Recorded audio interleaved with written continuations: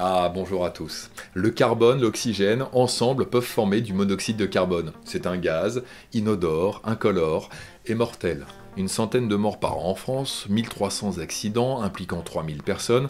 Comment est-ce que c'est possible ça? Je vous explique et on va parler de réaction de combustion.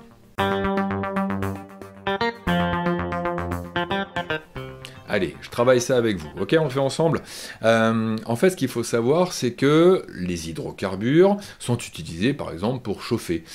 Notre gazinière, qui va utiliser du gaz de ville, principalement composé de méthane, CH4, les bouteilles de butane, de propane, que l'on peut utiliser en camping. Alors, le propane, c'est C3H8, le butane, C4H10. Bien. Ces hydrocarbures vont donc réagir avec du dioxygène par combustion.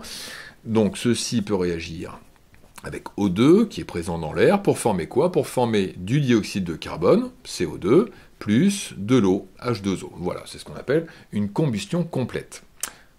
Sauf que lorsque vous avez par exemple un brûleur qui est un petit peu encrassé, une conduite d'arrivée d'air qui est un petit peu obstruée, eh bien la combustion se fait un petit peu mal, c'est-à-dire que les différentes espèces chimiques, les différentes molécules là ne sont pas présentes en quantité suffisante. Et donc qu'est-ce qui va se passer? Eh bien au lieu d'avoir une combustion complète, on va avoir une combustion incomplète. Et qu'est-ce qu'on va former? Alors toujours un peu de dioxyde de carbone, tout va bien, un peu d'eau, tout va bien, mais sauf qu'il y a d'autres espèces chimiques qui vont se former, et notamment le monoxyde de carbone, CO. Alors, cette espèce, c'est un gaz, dans nos conditions actuelles, de pression et de température, sauf qu'il est inodore, incolore et mortel. Mais alors pourquoi ce gaz est mortel? Ah bah ça, je vais vous expliquer simplement. Alors je suis pas prof de SVT, hein, ok, mais j'ai su ça, c'est que en fait, vous savez que dans le sang on a de l'hémoglobine, d'accord? Et puis alors l'hémoglobine, elle, qu'est-ce qu'elle fait? Eh bien, elle prend le dioxygène qui est présent dans l'air, que l'on inspire,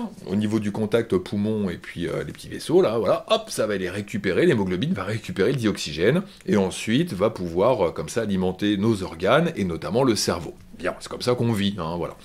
Sauf que l'hémoglobine, elle, quand elle voit du monoxyde de carbone arriver, que l'on pourrait respirer en cas de combustion incomplète, et bien là, patatras, elle l'adore, elle le kiffe ce monoxyde de carbone, elle le préfère finalement au dioxygène. Et donc l'hémoglobine va prendre le monoxyde de carbone au lieu de prendre le dioxygène. Sauf que nous, là, le cerveau et les organes, ils n'en veulent pas du monoxyde de carbone. Et donc, qu'est-ce qui se passe? On respire, mais sauf que le cerveau n'est plus alimenté en dioxygène. Alors donc, on se sent pas très bien, des petits vertiges, maux de tête, et puis à un moment donné, on va tomber dans les pommes, puisqu'on n'a plus de dioxygène. Et on continue à respirer dans la pièce où il y a toujours du monoxyde de carbone. On respire, et le cerveau n'est plus alimenté en dioxygène, et on meurt. Et ça se déroule en quelques dizaines de minutes. C'est assez rapide. Donc voilà ce qui se passe au niveau de ce gaz. Et le problème, pour finir, c'est qu'il est inodore et incolore. Ah ouais, inodore, incolore. Encore, il sentirait. Bah c'est bien, ça peut nous alerter. Mais il sent rien du tout. Hein. Alors qu'on aimerait bien que certains gaz, par certaines, hein, d'accord, ça serait inodore, incolore. Hein, voilà. Mais sauf que, malheureusement, c'est pas le cas. Donc, petit conseil, si vous voyez quelqu'un dans une pièce, vous rentrez dans une pièce et une personne est tombée à terre, la première chose à faire, c'est d'ouvrir, d'aérer, car on ne sait jamais, il peut y avoir du monoxyde de carbone ou d'autres vapeurs toxiques dans la pièce. Ça, c'est pour vous protéger. Bon, voilà, c'était la petite parenthèse. Dis donc, stop, avant de partir, dis donc, les collégiens, les lycéens, et puis les autres aussi, vous restez aussi. Non, on se rassoit, on reste, d'accord, et puis on va écrire les équations de combustion. Ah, bah ouais, équations de combustion. Allez, on va faire les équations de combustion complètes, et on terminera là-dessus. Alors, le méthane, vous allez m'écrire l'équation de combustion du méthane avec le dioxygène pour former quoi? Pour former CO2 plus H2O. La question, c'est équilibrer cette équation de réaction. Vous mettez la vidéo en pause, vous le faites tranquillement, vous rappuyez sur le petit bouton pause et je vous donne la réponse. Ouais, me trichez pas. Ouais, non, quand même pas. Ça y est, c'est fait? Non, c'est pas fait? Je vous explique quand même. Allez, je vous explique. Pour pouvoir équilibrer une équation d'oxydoréduction, ce qu'il faut, eh bien, c'est que vous ayez les mêmes éléments chimiques à gauche et à droite de la flèche. Pourquoi? Parce que vous devez avoir autant d'éléments chimiques au départ de votre réaction qu'à la fin. On ne peut pas créer comme ça des éléments chimiques. En tout cas, pas dans des réactions chimiques. Donc regardez ici, pour des réactions de combustion, on démarre souvent par le carbone, puis après l'hydrogène, puis enfin l'oxygène. Voilà, c'est l'ordre qui nous permet d'avoir quelque chose de plus simple à faire. Alors regardez ici au niveau du carbone. On le fait ensemble? On le fait ensemble. Combien vous avez d'éléments carbone à gauche? Eh bien regardez ici, j'en ai 1. Combien vous avez d'éléments carbone à droite? Vous en avez 1. Bah ça tombe bien, impeccable, je ne touche à rien, parfait, c'est équilibré. On passe maintenant à l'hydrogène. Combien avez-vous d'éléments hydrogène à gauche? Regardez ici le 4. Que veut dire le 4? Le 4 veut dire que vous avez 4 éléments hydrogène dans cette espèce chimique. Donc là, j'en ai 4 ici. Ça veut donc dire que à droite de la flèche, dans les produits, je dois avoir 4 éléments hydrogène. Je regarde combien j'en ai.